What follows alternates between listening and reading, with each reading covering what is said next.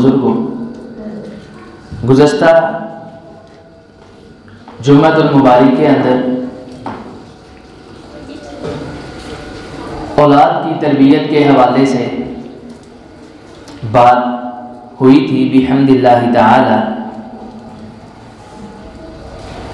इसी मौजू को आगे चलाने का इरादा है। दुआ फरमाइए कि अल्लाह रब्बुल इज़्ज़त तमाम की औलादों को नेक बनाए और मुक़द्दर नसीब बुलंद फरमाए, और जिनकी औलाद नहीं अल्लाह उनको अपने ख़ास फजल और करम से नेक नरीना सालेह औलाद अता फरमाए।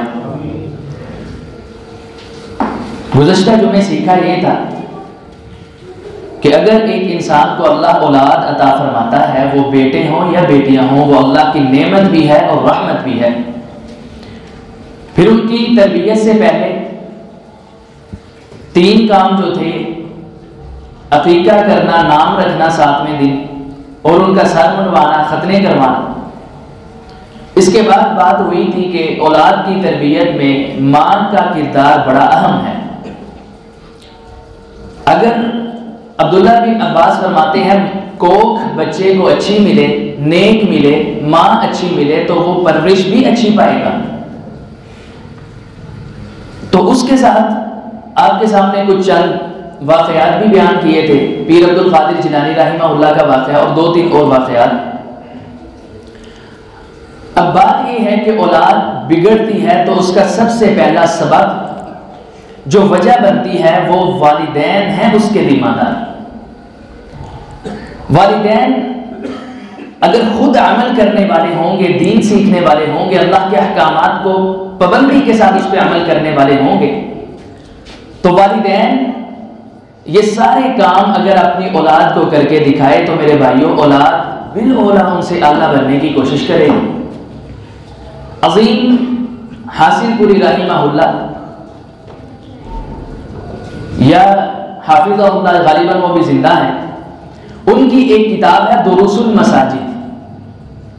उसके अंदर वो एक वाक़या नकल करते हैं, सच्चा वाक़या। फरमाते हैं हमारे पीछे हासिलपुर गांव में एक शख्स था, वो डाकू बना, चोर से डाकू। तो जब उसको फांसी का आर्डर हुआ, लोगों की इज्जतें भी उसने नीलाम की, लूटी और लोगों का माल भी लूटा। जब फांसी का हुक्म हुआ तो उन्होंने पूछा तेरी आखिरी ख्वाहिश क्या है, 10 जड़ी आखिरी ख्वाहिश। फरमाते वो कहने लगा कि आखिरी ख्वाहिश पूछते हो ना, तो मेरे साथ मेरी मां को भी बुला के फांसी पे चढ़ाओ। मेरे जुर्म में वो भी शरीक है। कहते वो हैरान शश्तर हुए कि यार वालिदा मोहब्बत नहीं, तेनों प्यार नहीं? कहना बिल्कुल है, लेकिन ये जो सबब बना है मेरे फांसी पे चढ़ने का, मेरे मरने का, ये मेरी माँ है। वजह ये है कि जब मेरी वालिदा पहली मरतबा मैंने चोरी की, 7 वाले हमसायों के घर से एक अंडा चुराया, तो मैं घर आया, मां कितों ने आंदा, मैं कहा नाल वाले दे घर गया वहां पिया सी, मैं चुक लिया। तो बजाय उसने मुझे डांटने के, मां ने कहा चल ला, घर भी पकाने के लिए कुछ नहीं, तुझे अंडा ही बना के दे। फिर क्या हुआ, बस इधर से मैं परवान चढ़ता गया, एक चोरी छोटी बड़ी बड़ी, बिल आखिर अब मेरा अंजाम देख लो। अगर मां ने मुझे उसी वक्त रोका होता, टोका होता, तो आज नौबत यहां तक ना पहुंचती। वालिदैन असल रोल, असल किरदार हमारे भी हाँ आपने देखा होगा, सब इससे वाकिफ होंगे। बच्चे को बाप माने नहीं जी, बच्चा छाड़ दो, माँ कहती है कोई नहीं, बच्चा समझ जाएगा, समझने की उम्र ही ये है।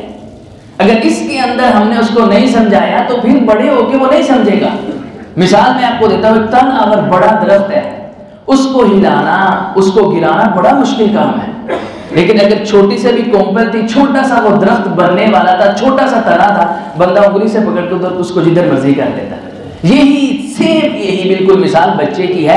अगर उसको बचपन में समझा दिया जाए, डांटा जाए, प्यार से समझाया जाए, तो फिर बड़े होकर वो बिल्कुल इंशाल्लाह कुरान और हदीस के मुताबिक अपनी जिंदगी बसर करेगा। हमने क्या किया, पहली बात समझाने नहीं देना, मारना ही नहीं।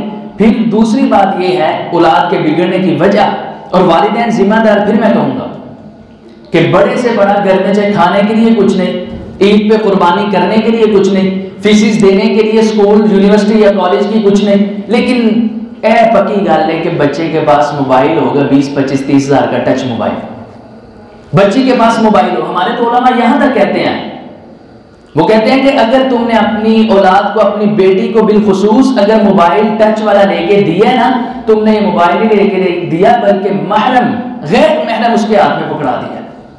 वो रात को कमरे, आपको भी पता है ये टच मोबाइल है, इसको बंदा यूज करता हो ना भी देखना हो तो सामने एड्स आ जाती हैं, गंदी एड्स, ये खुद मोबाइल में ऐसे।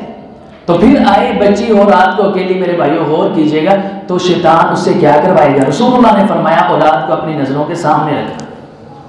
एक मैं वाकया पढ़ रहा था, ताहिर निकाश, वो बहुत मशहूर राइटर है इशफाक अहमद की तरह, वो अपनी किताब कलम के आंसू, उनकी एक किताब है आज भी मौजूदा मार्केट के अंदर, उर्दू बाजार में से मिल जाएगी आपको या किसी भी बुक डिपो से, कलम के आंसू।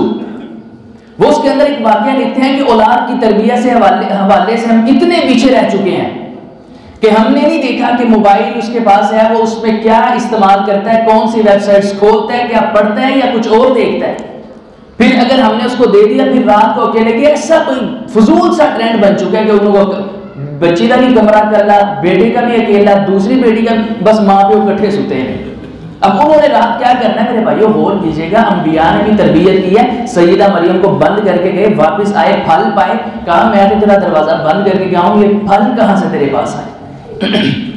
हमारे में तो पूछ के जाए कहां, और तुसी इन्हें ना तंग नजर बनया करो, कोई नहीं होता, बच्चे ने उन्होंने कोई जिंदगी, उन्होंने जीन दो।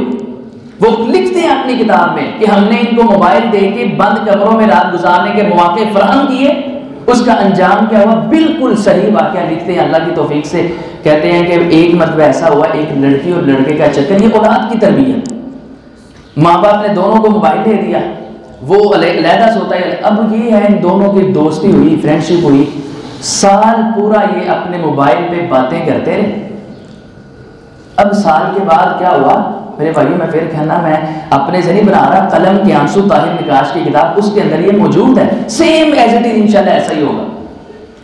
अब हुआ क्या, साल जब दोस्ती रही, बातें होती रही, बातचीत, अब इन्होंने एक अपना मिलने का पॉइंट मुख्तस किया और कहते हैं जी कितने मिलिए, साल हो गया गला जी, डेट है। अब हुआ क्या, अब ईरान होंगे, जगह भी वो मुख्तस की जिसको हम बड़ी पकीजा जगह समझते हैं, दाता दरबार। दाता दरबार पे इन्होंने अपने पॉइंट मिलने की जगह खास करके मिले।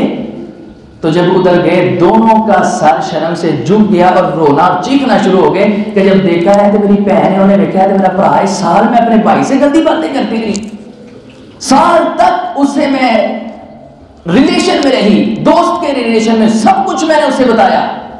तो ये तो मेरा भाई, वो देख के आमने सामने ना हुए, ये उनकी किताब में मौजूद है। और बिल आखिर तजिया उन्होंने किया कि हम अल्लाह से माफी मांगते हैं, सबब हमारे वालिदैन है, मोबाइल है कि उन्होंने कर लेगा, मुझे भी अकेले कमरे में, ना मुझे पता ये कौन है ना उसको पता, मैं बस साल मुझे करते रहे, इंजॉय करते रहे, मजा लेते रहे, साल के बाद पता चला है तो मेरी बहन से। ऐसे वाकयात भी इसी मुआशरे में जन्म पाते हैं। वालिदैन को चाहिए कि उनकी तरबियत अपने सामने रख के, मेरे भाइयों सामने रख के आप उनकी तरबियत करेंगे, ना करें कि सारा दिन बाहर अपने काम काज पे, ऑफिस में, दुकान पे, घर आके या मोबाइल पीछे कर दे, थकिया हुआ वहाँ, बस मोबाइल यूज करते करते आंख रही, नहीं उनको भी टाइम दे। फिर कहना कि औलाद आंखें नहीं लगती, गाल नहीं मानती, बूढ़ी हो गई है, बिगड़ गई है, ये सारे सबब हैं। पहली बात, उनको सबसे पहले अकीदा तौहीद सिखाएं, अल्लाह की मारिफत क्या है, अकीदा रुबूबियत क्या है, अकीदा उलूहियत क्या है, अल्लाह रब्बुल इज्जत कौन है, उसका तारुफ करवाएं उस बच्चे को। और ये काम, ये तारुफ करवाना अकीदा तौहीद, ये आम लोगों का नहीं, नबियों का शेवा है। कुरान पहले पारे के अंदर सूरह बकरा के अंदर इरशाद फरमाता है अल्लाह कि जब यकूब अलैहिस्सलाम पे मौत आई, अम कुंतुम शुहदा इद हदर याकूब अल मौत इद क़ाल लिबनीहि मा तअबुदून मिन बादी। अल्लाह के नबी यकूब अलैहिस्सलाम, नबियों की आल, नबियों की लड़ी, दादा इब्राहिम है, तो अपने बच्चों को हाजिर करके मौत के वक्त क्या फरमाते हैं, हमारी मौत और उनकी मौत में फर्क देखें और तरबियत फिर देखें।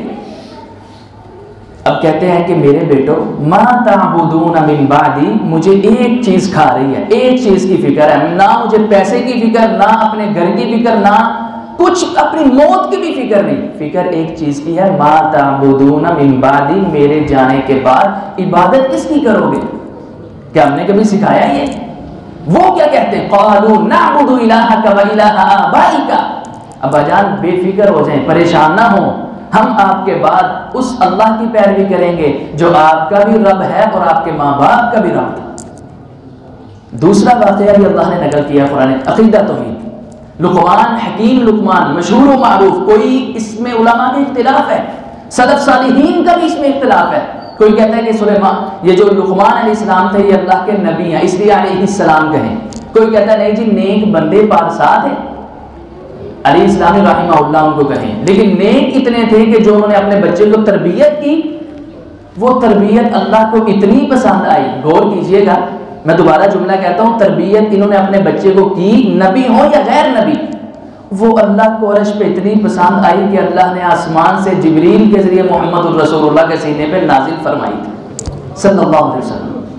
और मैं मोहम्मद ये पढ़िए, अपनी उम्मत को सुनाइए सल्लल्लाहु अलैहि वसल्लम। वो लुक़मान की हिकमत, वो लुक़मान की तरबियत अपने बच्चे के लिए, क्या तरबियत है? सबसे पहले कहते हैं इज़ क़ाल लुक़मान लिब्निही व हुवा यइज़ुहु, अल्लाह कहता है लुक़मान ने कहा इस हाल में कि वो अपने बच्चे को यइज़ुहु, नसीहत कर रहा था, वास कर रहा था, या बुनैया, ए मेरे बेटे, ला तुशरिक बिल्लाह, कभी भी अल्लाह के साथ किसी को शरीक ना बनाना, इन्न शिर्क लज़ुल्मुन अज़ीम। आगे जाके क्या कुरान कहता है? या बुनैया इन्नहा इन तकु मिस्काल हब्बतिन मिन खर्दलिन फतकुन फी सखरतिन औ फिस समावाति औ फिल अर्ज़ याति बिहल्लाह। अल्लाह रब्बुल इज्जत की पावर और ताकत इस आयत के अंदर गिनवाई। आगे क्या कहा? तौहीद के बाद, तौहीद बताने के बाद मेरे भाइयों दूसरा पॉइंट लुक़मान हकीम का जो अल्लाह को पसंद आया, या बुनैया अक़ीमिस सलाह, ऐ मेरे बच्चे मेरे जाने के बाद अकीम फेल अमर, नमाजों की कायम करने वाला, नमाजों की हिफाजत करने वाला बनी। हमने पूछा कभी अपने औलाद को, इल्ला माशाअल्लाह, घर आके बच्चे आज कितनी नमाजें पढ़ी हैं, कितनी नहीं पढ़ी हैं? फजर के वक्त उठाओ, फिर वही बात मैं करूंगा, फजर के वक्त उठाओ, माँ बोलती है चलो ठंड बड़ी है कोई नहीं, रात में लेट आया से सुता है सोन दो। यही तो तरबियत बुरी होने के नतीजे हैं। फिर कहना बिगड़ गई औलाद, बुरी हो गई।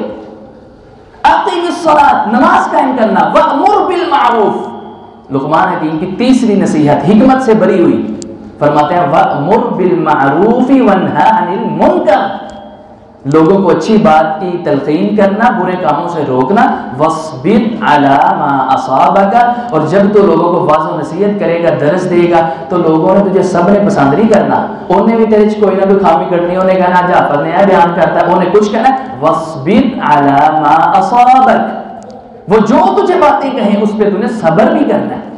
ये देखिए, सबसे पहले तौहीद, दूसरे नंबर पे नमाज का हुक्म, नमाज की तलकीन करें तौहीद के बाद, इतनी नमाज की तलकीन। फिर मैं कहता हूँ तलकीन वही करेगा जो खुद पढ़ता हो।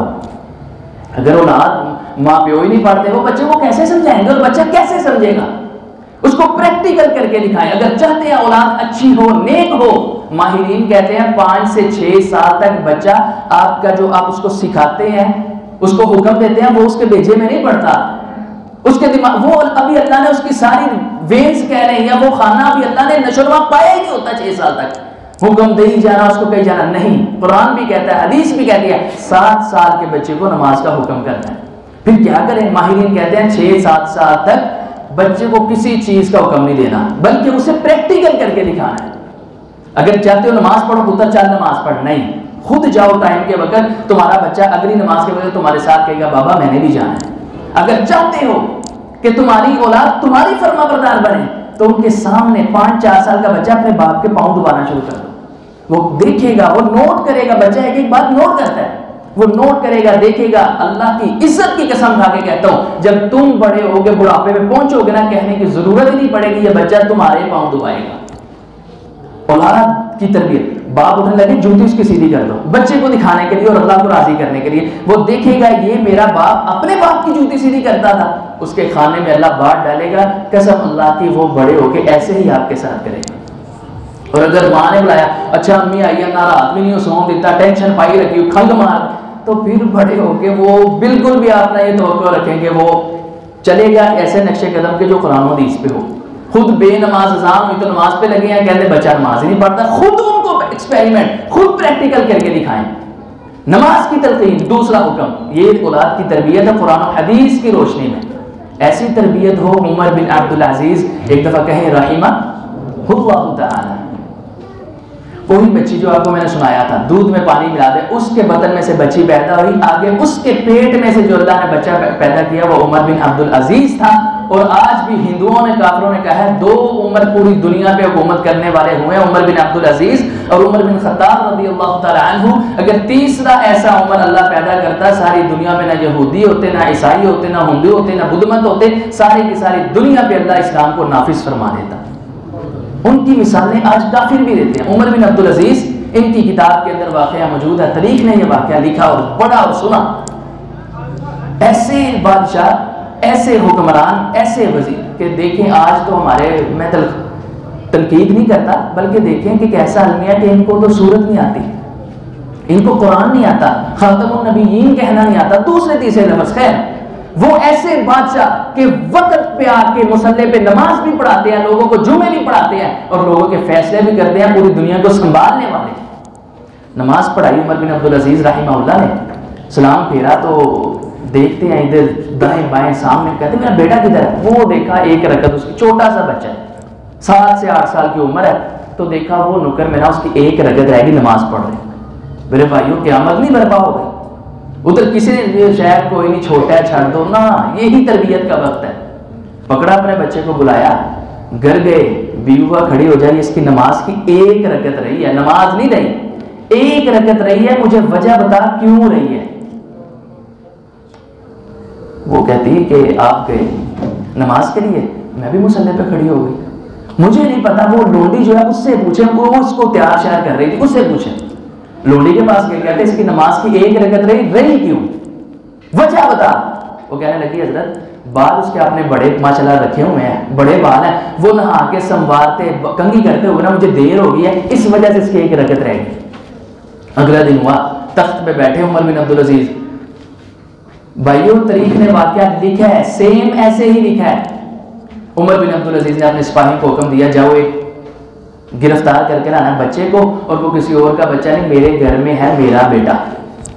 वो सिपाही हैरान, बस हुक्म पे अमल करना था, पकड़ के ले आए, हिजाम को बुलाया, उसको कहा कि इसका सर मूंड दे, इसको गंजा कर दे, जो आज बाल मेरे बच्चे की नमाज से और इस्लाम से दूर करते हैं। एक रकत इसकी नमाज की रही है। उमर बिन अब्दुल अजीज को अपने बेटे के सर पे ये बाल पसंद ही नहीं। ये है तरबियत, ये बच्चों की तरबियत। सबसे पहले अकीदा तौहीद, दूसरी बात नमाज की तलकीन करें, फिर बस अगर उसकी लगन लग गई मेरे भाइयों, कसम अल्लाह की लगन लगने की देर है, सिर्फ शौक पढ़ने की देर है।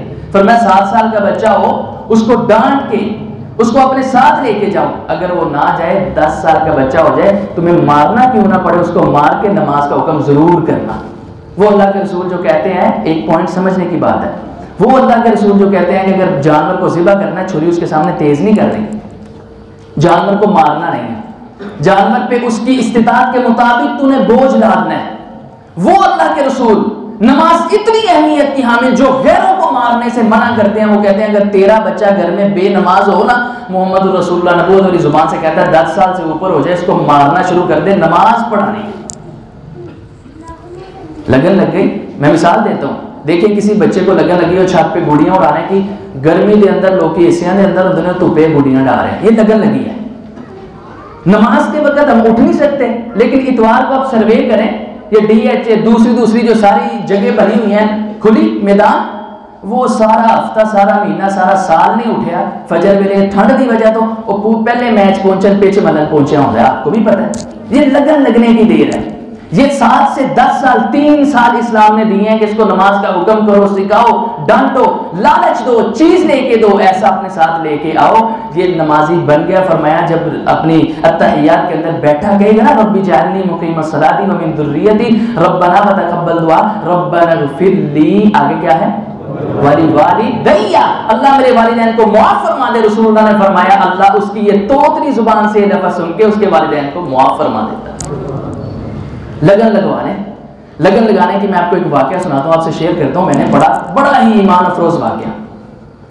अब्दुल मालिक मुजाहिद हाफिज़हुल्लाह लिखते हैं अपनी किताब में कि एक औरत अपनी सहेली, अपनी दोस्त के घर गई, जाके बैठी, उसने ज़ियाफ़त की। चंद मिनटों के बाद, भाइयों लगन लगने की देर, तवज्जो समाअत फरमाइए, कहती मैं बैठी हूँ, चाय पी रही हूँ, अचानक इसकी 3 साल की बेटी, और उसकी जुबान भी तोतरी, बोलना भी नहीं आता, तो अपनी वालिदा को आगे क्या कहती है, अम्मा जी अम्मी जान, मम्मा, हमने आज जन्नत में घर नहीं बनाना। ये तरबियत है। सबसे अहम किरदार वालिदैन। वालिदैन समझते हैं मसीते पे ईदन कारी साहब कर देंगे की तरह, नहीं, जो आपने करनी है वो कोई नहीं कर सकता। अम्मा जान, हमने जन्नत में क्या नहीं बनाना? घर नहीं बनाना। वो कहती बिल्कुल बेटा, क्यों नहीं बनाना, बुलाओ अपनी दूसरी बहनों को भी। वो कहते 10 साल की तकरीबन है थी 2 बहनें, वो भी आके ना वालिदा के इर्द गिर्द बैठ गई। और वालिदा क्या कहती है चलो बेटा फिर घर बनाना शुरू कर दो, पढ़ो बिस्मिल्लाह कुल हुवल्लाहु अहद अल्लाहुस समद लम यलिद वलम यूलद वलम यकुल लहू कुफुवन अहद। बेटा 10 मरतबा पढ़ोगी ना फिर घर बनना है। 9 मरतबा पढ़ने से, 8 मरतबा 10, घर सिर्फ 10 मरतबा पढ़ने से बनेगा। कहती मैं देख रही हूँ हैरान, वो सारी माँ बेटियां ना कुल हुवल्लाह की तिलावत कर रही हैं। तो मैंने हैरानगी से पूछा, मैं कही, कहती आपको नहीं पता रसूलुल्लाह की हदीस है जिसके फरमान में शक हो ही नहीं सकता। नबी पाक ने फरमाया, सिलसिला हदीस सहिया में आज भी ये रवायत चमक रही है। नबी पाक ने फरमाया जिस भी मर्द ने या औरत ने 10 मरतबा तौहीद पे होना चाहिए, शर्त है। दरबारों की पूजा नहीं, मिज़ारों की पूजा नहीं, ये कड़े छल्ले धागे तवीज़ों पे नहीं यकीन रखता, सिर्फ अल्लाह पे रखता है। और 10 मरतबा रसूलुल्लाह ने फरमाया दिन के अंदर सूरत अखलास पढ़ता है, अल्लाह इसकी वजह से जन्नत में इसका एक घर तैयार फरमा देता है। वो कहती 10 मरतबा पढ़ के खत्म हुई तो कहती बेटा घर तो बन गया। एक और इधर रुक के आपको रवायत सुनाता हूँ। मेरे और आपके पीरो मुर्शिद जनाब मोहम्मद सल्लल्लाहु अलैहि वसल्लम के पास एक शख्स आए, नबी अलैहिस्सलाम के सहाबी आके अर्ज करते हैं, महबूब पैगंबर, कुबा मस्जिद के अंदर एक इमाम है जो लोगों को इमामत करवाता है, कुबा मस्जिद के अंदर इमाम है। या रसूल अल्लाह सल्लल्लाहु अलैहि वसल्लम, हम उसके पीछे नमाज पढ़ते हैं, मगरिब की हर रकत के अंदर वो कुल हुवल्लाह की तिलावत करता है, हर रकत के अंदर कुल हुवल्लाह पढ़ता है। नबी पाक ने इस शख्स को बुलाया अपने सहाबी रसूल को, फर्ज फरमाते हैं तो ये सूरत अखलास हर रकत के अंदर क्यों पढ़ता है? तेरे साथियों ने मुझे शिकायत की है। उसको भी लगन लगी थी। कहता है कि महबूब और कोई गल नहीं, सिर्फ मुझे सूरत अखलास से ना प्यार बढ़ा है, क्योंकि कुल हुवल्लाहु, अल्लाह एक है, बिल्कुल अकेला है, अकेला है वो अल्लाह। तो इसके अंदर तौहीद है, मुझे बड़ी पसंद है। सहाबा कहते हैं जब वो खामोश हुआ ना बात करके तो हमने देखा आपकी आंखों में आंसू। रसूलुल्लाह ने फरमाया तुझे इससे प्यार है, जिब्रील ने मुझे बताया अल्लाह को तुझसे प्यार है। ये सूरत अखलास। और आपने देखा, मैं खुद की रवायत पढ़ी है मेरे भाइयों, मुआविया बिन मुआविया रज़ियल्लाहु ताला अन्हु, नबी पाक के सहाबी, जनाजा रसूलुल्लाह ने पढ़ाया। जब पलटे रसूलुल्लाह तो सहाबा फरमाते हैं आपने देखा अपनी नबूवत और निगाहों से 50,000 फरिश्ता इस मुआविया बिन मुआविया के जनाजा पढ़ने के लिए आसमान से नाजिल हुआ था। जिब्रील, जी या रसूल, फरमाया ये इतना फरिश्ता वजह क्या है? कहा अल्लाह ने मेरी मैयत के अंदर मुझे बड़ा बना के इन 50,000 फरिश्तों को नाजिल किया है। वजह भला क्या थी? इधर भी औलाद की तरबियत है, तवज्जो फरमाइएगा। या रसूल, वजह भला क्या है? ये गुनाहगार था, ये खताकार था, लेकिन जब इसका बच्चा बोलने के काबिल हुआ ना, हदीस में मौजूद है, इसने मम्मा पापा दादा दादी नहीं सिखाया, जब वो बोलने के काबिल होया, महबूब पैगंबर इसने सबसे पहले उसे ना कुल हुवल्लाहु अहद सिखलाया था। अल्लाह ने तब का जहन में रखा हुआ है, अल्लाह को इससे इतना प्यार है, अल्लाह ने इस वजह से 50,000 फरिश्ता नाजिल किया है कि मेरे बंदे का जिसको कुल हुवल्लाह से प्यार था ना, उसका जनाजा पढ़ के तुम आओ। ये सूरत कुल हुवल्लाह। और ये भी हदीस आपने सुनी, आपने फरमाया जिसने एक मरतबा सूरत अखलास पढ़ी, कितने कुरान का सवाब? 10 कुरान पाक के पारे पढ़ने का सवाब, 10 कुरान के पारे। जिसने 2 मरतबा पढ़ी 20, जिसने 3 मरतबा पढ़ा उसको कितना कुरान? पूरा कुरान। तो फिर वही बात, जिंदगी का नहीं पता, एक भी जुबान खामोश ने एक मरतबा कुल हुवल्लाह पढ़ ले। अल्लाहु समद लम यलिद वलम यूलद वलम यकुल लहू कुफुवन अहद। अल्लाह ये हमारा पढ़ना कबूल फरमाए। अब ये बात है, कहते जब वो मैंने देखा बच्चों ने कुल हुवल्लाह पढ़ी ना, तो कहती अम्मी जन्नत के अंदर घर तो बन गया है, महल तो बन गया, रसूलुल्लाह की हदीस तो पूरी हो गई। तो माँ बोली, कहती अच्छा बच्चे, अब तुमने घर बना लिया तो बंदे का शौक होता है कि उसको डेकोरेट करें, कोई कनूज रखें, कहीं फानूस रखें, कहीं लाइट्स हो, कहीं कुछ हो, तुम्हारा भी जी चाहता है। उस सब बच्चियों ने कहा हाँ हाँ अम्मी हमारा दिल करता है वो बड़ा सजाओ। अब माँ की तरबियत देखें, माँ ने कहो तो तरबियत कैसे? वो कहती है अच्छा तो फिर नबी पाक की एक और हदीस ना सुनाओ, वो कौन सी हदीस है? आपने फरमाया था अला अदुल्लुका अला कंज़िन मिन कुनूज़िल जन्ना, अबू मूसा अशअरी तुझे जन्नत के खजानों में से, जन्नत के फनूस में से, जन्नत की लाइट्स में से लाइटों का नाम बताऊं? तो जब आपने अबू मूसा अशअरी ने कहा ना बताइए महबूब पैगंबर, तो मेरी प्यारी बेटी और रसूलुल्लाह ने फरमाया था ला हौला वला कुव्वता इल्ला बिल्लाह, ये पढ़ लो तुम्हारा जन्नत के अंदर महल चमक जाएगा, डेकोरेट हो जाएगा। तो कहती बच्चियों ने वो भी पढ़ना शुरू कर दिया। माँ ने कहा बेटा आप मुझे ये बताओ, तुम चाहती हो कि घर हो और घर के अंदर एक बाग भी हो, लॉन भी हो, बड़ा सजा हो, चाहती हो? उसने कहा अम्मी जी क्यों नहीं, मेरे भाइयों मैं कहता हूँ आप भी अपनी औलाद से शेयर करें।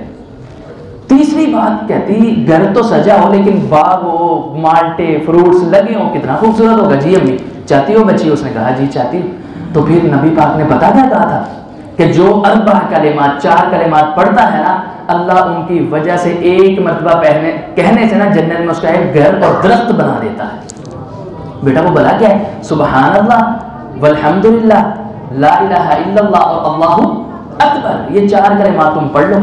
कहती बच्चियां वो पढ़ना शुरू हो गई और कहती अम्मी जान अब हमारा घर बिल्कुल फ्रेश तैयार हो चुका है। वो कहते जाओ अब जाके खेल लो। जब ये बात मैंने देखी मैं बड़ी हैरान हुई। मैंने अपने दोस्त से कहा तुमने इनको सिखाया कैसे है? कहती मैंने इनकी कार्टून्स देखते थे, ये कार्टून मैंने वो ही इनकी सारी की सारी कार्टून देखने की जो पूरी थी ना तरतीब कहने या वक्त कहने वो खत्म कर दिया। अब इनको कार्टून्स का शौक ही नहीं रहा। कैसे खत्म किया है? कहती है देखते तो उसके अंदर बड़े बड़े प्यारे घर, बाग, मोहल्लात बने होते थे कार्टून्स के अंदर। तो कहती मम्मा ये कितना प्यारा घर है। तो मैंने फिर वहां से बात शुरू की। मैंने कहा तुम चाहती हो कि तुम्हारा जन्नत में ऐसा घर हो? तो कहती बिल्कुल चाहती हूँ। मैंने कहा कुल हुवल्लाह 10 मरतबा पढ़ लो, अल्लाह इससे खूबसूरत हमेशा रहने वाला तुम्हारा घर जन्नत के अंदर तैयार फरमा देगा। तरबियत है। आगे आइए, नमाज के बाद, अकीदा तौहीद के बाद बस लगन लग गई मेरे भाइयों, बस लगन लग गई। एक और वाकया मुझे याद आ गया, मैं आपसे वो भी शेयर करता हूँ, कमाल का वाकया। लगन लगने की देर बस नमाज की, बच्चे को तौहीद की, कुरान की। कहते हैं मैंने पढ़ा एक बच्चा था, उसने किया ऐसे, उसका बाप था। बाप मैंने आपको कहा उसको समझाने से, वाज करने से बेहतर है उसको आप प्रैक्टिकल करके दिखाएं, उसको अपने साथ लेके जाएं। अगर आपने खरीदारी करनी है बच्चा आपके साथ हो, अगर आपने किसी से टॉक करनी है बच्चा आपके साथ हो, अगर आपने नमाज के लिए जाना है बच्चा आपके साथ हो। जो आप करेंगे बिल ओला वो भी करेगा। ते अगर वही गल फोन आया तो वो जी मैं तो घर ही नहीं गा, तो घर बाल दे कोल बैठा, तो क्या उस पर इंप्रेशन पड़ेगा? अगर कहा जाए जी 3 रुपए की चीज है तू 50 दे नहीं, फोन आया अपनी दुकान से, तो बच्चे पे क्या असर पड़ेगा? अगर नमाज हो रही है तो बाप जी मैच देख रहे हैं, ड्रामे देख रहे हैं, क्या असर पड़ेगा? इसलिए खुद उनको आप करके दिखाएं, प्रैक्टिकल करके दिखाएं। कहते हैं कि ये था, इस बच्चे को लगन कैसे लगी? इसका बाप था, जुम्मा पढ़ने उसने जाना अपने साथ, बच्चे को भी साथ लाना, और एक इसने पोस्टर तैयार करवाया था, एक सफा पोस्टर, अंदर अल्लाह का तारुफ, नबी सल्लल्लाहु अलैहि वसल्लम का तारुफ, जन्नत और जहन्नम, ये 4 चीजों का तारुफ ना इसने उस पोस्टर में लिखा। और बाप जब भी घर से नमाज पढ़ने के लिए या जुम्मा पढ़ने के लिए जाता ना, तो रास्ते में कहता रोक के भाई तुमसे अल्लाह बड़ा प्यार करता है, तुम्हें पता है? वो अगला बंदा कहता अल्लाह प्यार ओ कहता ये पोस्टर पढ़ लो, 1-2 मिनट तुम्हारे लगेंगे, इसके अंदर मैंने सारा लिखा है अल्लाह बंदे से कैसे प्यार करता है। और 1 को 2 को 4 हर बंदों को इसने देना। अब एक दिन क्या हुआ, लगन लग गई बच्चे को। एक दिन हुआ ये कि बारिश तेज, नमाज पढ़ने के लिए अब्बा जी चले। उसने कहा बेटा बारिश है, सल्लू फिर हाल का होगा, मैं नमाज का हार पढ़ने। कहता नहीं बाबा हमने तो वो पोस्टर नहीं बांटने, वो जो सफा बनवाया वो नहीं बांटना। उसने कहा बेटा नमाज अब बारिश है। कहता बाबा फिर आप घर पढ़ने, मैं चला जाऊं, मैंने पोस्टर तकसीम करने हैं। ये है साथ प्रैक्टिकल करके दिखा। कहता अच्छा बेटा चला जा। उसने पोस्टर उठाया, मुख्तसर ये कि मस्जिद में नमाज पढ़ी, नमाज के बाद खड़ा हो गया, पोस्टर तकसीम करना शुरू कर दिए। चंद 1, 2, 4 बचे। इसने कहा यार बारिश है, सामने वाले घर खड़का के ना दरवाजे उनको दे देता हूँ। दरवाजे नो किए, जो भी है उसको पोस्टर थमा दिया। कहता अल्लाह तुमसे, वही बाप वाली बात, अल्लाह ताला बड़ा प्यार करता है, आपको पता है? उसने कहा कैसे? ये पोस्टर पढ़े, चले गए। अब एक घर ऐसा हुआ, इसने दरवाजे पे दस्तक दी, यहया बिन मुईन रहिमहुल्लाह, ये मुहद्दिसीन ताबीईन में से सबसे आला दर्जे के ताबी ये वाकया नकल करते हैं। इसने जब दरवाजे पे दस्तक हुई, एक औरत, एक दफा दस्तक, 2-3, वो औरत बाहर आई। इसने ना उसको कहा अम्मा जी आपको पता है वही बात, अल्लाह ताला बड़ा ही प्यार करता है, अल्लाह की कसम अम्मी अल्लाह आपसे पूरी दुनिया की माएँ इकट्ठी कर ले, उन माओं से भी ज्यादा प्यार करता है, पता है आपको इस बात को? उसने कहा अच्छा। कैसे? कैद कर दे। उसने पोस्टर कहता ये पढ़ लें आप। वो कहते मैंने दरवाजा बंद किया, अगली नमाज के वक्त, अगली नमाज हुई, वो औरत मस्जिद के अंदर आई। अब सुनिएगा यहया बिन मोइन क्या फरमाते हैं। वो औरत मस्जिद के अंदर आके इमाम साहब से कहती है, इमाम साहब मुझे कलमा पढ़ाएं और मुसलमान बनाएं, मुझे मुसलमान बनाइए। वो कहता हुआ क्या है, किसने आपको इस्लाम की दावत दी? कहते इस तरह हुआ, बच्चा छोटा सा आया, मैं अकेली घर में हूँ, सामने मेरा घर है, अकेली, मेरा शोहर दुनिया से चला गया, औलाद नहीं थी, मेरी खानदान कबीले वाले पता नहीं किधर है, अकेली थी, मुझे घर की दीवारें खाती थी, परेशान। मैं तीसरी मंजिल पे जाके, आ जाए मैं अभी भी आपको दिखाती हूँ, फंदा लटका के खुद फंदा लेने लगी थी, तकलीफ और परेशानियों और गम से भर के। लेकिन अचानक दस्तक हुई, मैंने कहा कोई मांगने वाला होगा, नीचे आई। ऐसे बच्चा आया, उसने पोस्टर तकसीम किया, मैंने पोस्टर देखा, कहता अल्लाह बड़ा प्यार करता है। मैंने जाके जब पढ़ा तो मैंने कहा दुनिया में कोई तो है ना जो मुझसे प्यार करता है।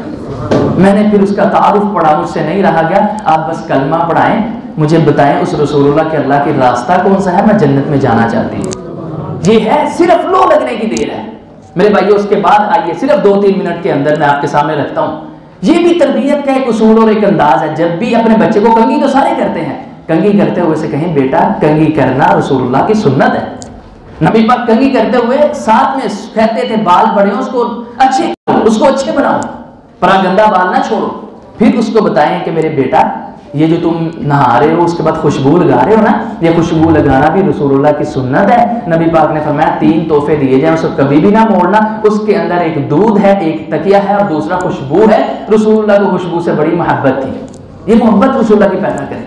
जब उसे खाना खिलाएं तो है ना कि वो थके आया नाल बात है, होर से आपा बात है, वो खान नहीं दें दिया, नहीं, उसकी तरबियत खुद करवाएं। अमर बिन सलमा वाला वाकया सुनाएं। नबी अलैहिस्सलातु वस्सलाम ताजदार कुनैन मुहम्मदुर रसूलुल्लाह सल्लल्लाहु अलैहि वसल्लम ग़ज़वा उहद के अंदर अबू सलमा शहीद हुए। नबी पाक ने उम्मे सलमा को पैगाम भेजा, उम्मे सलमा मैं तेरे से निकाह करना चाहता हूँ, रसूलुल्लाह तुझसे निकाह करना चाहते हैं। पैगाम वापस आया कि या रसूल अल्लाह मेरी तबीयत के अंदर तुर्शी है, सख्त तबीयत है, सख्त मिजाज है, तो मैं गुस्से वाली हूँ। अबू सलमा तो जो मर्जी कह लेने से कानून नहीं कह सकती, इसलिए मैं रद्द करती।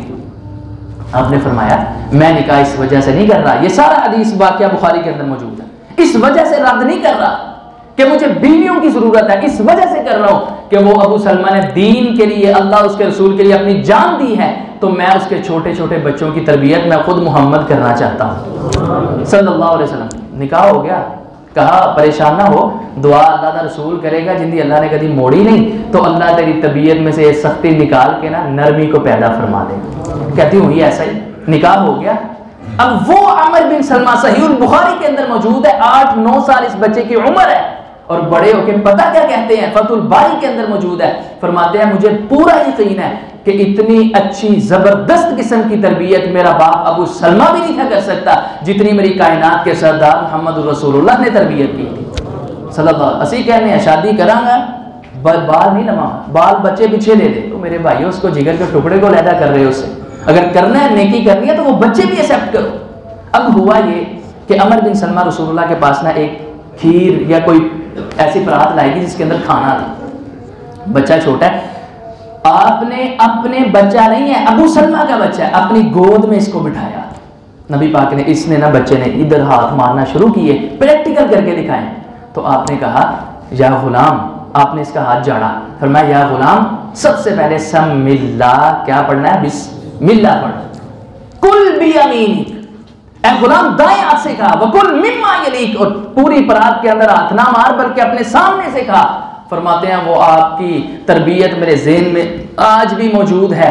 लोग मुझसे आके सवाल करते हैं कि अमर तू रसूलुल्लाह की मैयत में रह के तरबियत हासिल की है, अब हमें बता जो तेरी तरबियत रसूलुल्लाह ने की थी ना वो हम अपने बच्चों की करना चाहते हैं। खुद तरबियत करें, उसको खाना खिलाते हुए सिखाएं कि रसूलुल्लाह की ये सुन्नतें हैं। इसके बाद आखिरी 2 पॉइंट्स मैं आपके सामने रखता हूं कि जब भी आपने अपने बच्चों को अपने साथ बिठाना है तो मेरे भाइयों ये 3-4 बातों का जरूर ख्याल रखें। एक, उन्हें वक्त दें, उनकी बात सुने और उनको अपनी बात सुनवाएं। ये बच्चों का एक फितरी सी बात है कि जो छोटा सा बच्चा हो तो जो उसकी बात सुने ना, बच्चा उससे अटैच हो जाता है। ये आपने भी देखा होगा, खाला से अटैच हो गया, मामू से हो गया, बस जो बात सुनता है।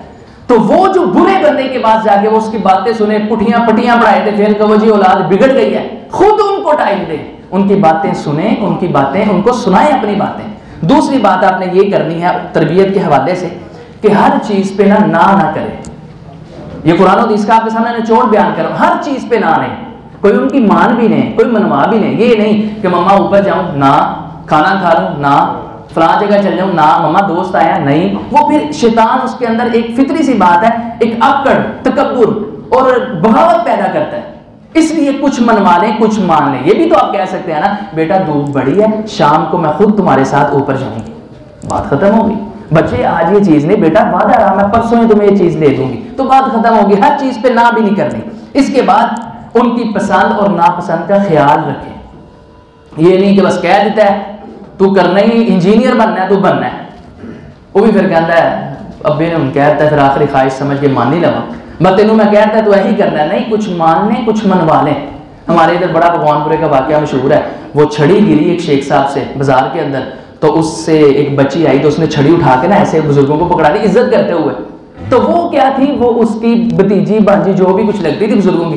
कहते अच्छा पुत्र तो मेरी खिदमत की थी ना, तेरी शादी में फलां बंदे ना करती। अजीब बात नहीं यार, उस पर अपना हुक्म ठोक देना, नाफिज कर देना, ये भी रसूलुल्लाह ने मना किया है। फिर फलाना करती वो कि मैंने नहीं करनी, मैं जानती नहीं फलां, बस तेन कहता है जो बढ़िया। वो बाप भी ऐसा, उसने भी शादी कर दी, अल्लाह की कसम आज वो घर तलाक लेके बैठी हुई है। हर चीज पे उसको थोपे ना के करके ही रहना। और आखिरी बात कि सोशल मीडिया से अपने बच्चों को बचाइए, है ना कि वो कि बस जी की करिए सेरेलैक खवाना है, फलां चीज खवानी है, फलां दूध पिलाना, बच्चे कार्टून देख ले, ये नशा अब उसके जेहन में बढ़ रहे हैं। फलां चीज बस मोबाइल पढ़ा दो, की करिए हड्डी बनानी सी, ये लो कार्टून देख लो, और माँ खुद बाहर है। तो उनके सामने सोशल मीडिया इस्तेमाल भी ना करें। आप देखने ड्रामे क्या दिखाते हैं, उसके अंदर क्या सबक मिलता है, ये सारी चीज़ें आप जानने वाले हैं। सबसे पहली बात अकीदा तौहीद की दावत दें, उनको अकीदा तौहीद की पूरी मारिफत करवाएं। दूसरा नमाज का हुक्म दें, बड़ों का अदब सिखलाएं, और पूरे मुआशरे अपने के अंदर उनको तरबियत करने के लिए एक्सपेरिमेंट और प्रैक्टिकल करके दिखाएं। दुआ कीजिए कि अल्लाह रब्बुल इज्जत जिनकी औलाद नहीं, उनको नेक नरीना सालेह औलाद जल्द अता फरमाए, और जिनको अल्लाह ने औलाद से नवाजा है अल्लाह उनको कदर करने की, वालिदैन की खिदमत करने की और नेक बनने की, नमाजों का पाबंद बनने की तौफीक भी अता फरमाए।